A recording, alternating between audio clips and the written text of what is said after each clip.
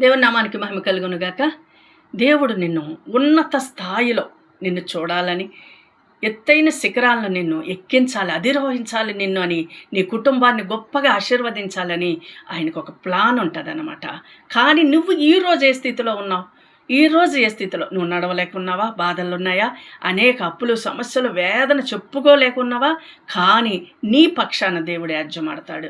ఇవన్నిట్లో గుండా ఎందుకు తీసుకుని వెళ్తాడంటే, చూడండి, మనం అన్నీ నేర్చుకోవాలి. మనం అటు ఇటు వెళితే రోడ్డు మీద వెళ్ళినప్పుడు చాలా జాగ్రత్తగా నడవాలి కదా. అలా నడవకపోతే ప్రమాదాలు జరుగుతాయి, యాక్సిడెంట్లు జరుగుతాయి. అలాగే గొర్రెలు మేపుతా ఉన్నాడు. గొర్రెల కాపరి అనుకుందాం, ఒక గొర్రెపిల్ల తప్పిపోతుంది, పద్దాకు వెళ్ళిపోతే తోడేలు వచ్చి తినేస్తుందేమో, ఆ గొర్రెపిల్లని చంపేస్తుందేమో. కాపరికి భయం అనమాట.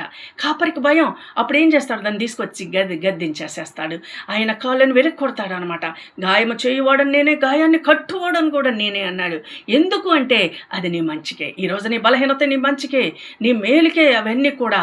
ఆ తర్వాత అది గాయాలతో అన్ని గొర్రెలు మంద వెళ్ళిపోతూ ఉన్నప్పుడు ఆ యొక్క గాయపడిన గొర్రె వెళ్ళలేక నడవలేక కుంగబడిపోయి దిగులు పడి ఏడుస్తుంటే మరలా గొర్రెల కాపరి వచ్చేసి ఏం చేస్తాడు? ఆ గొర్రెని తీసుకొని, ఆ నడవలేని గొర్రెని తీసుకొని, కట్టిన గొర్రెని తీసుకొని భుజాల మీద వేసుకొని అన్నిటికంటే ఎత్తుగా చూపిస్తాడనమాట.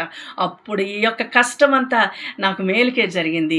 నన్ను ఎత్తుకున్నాడు పైకి, భుజాల మీద వేసుకున్నాడు.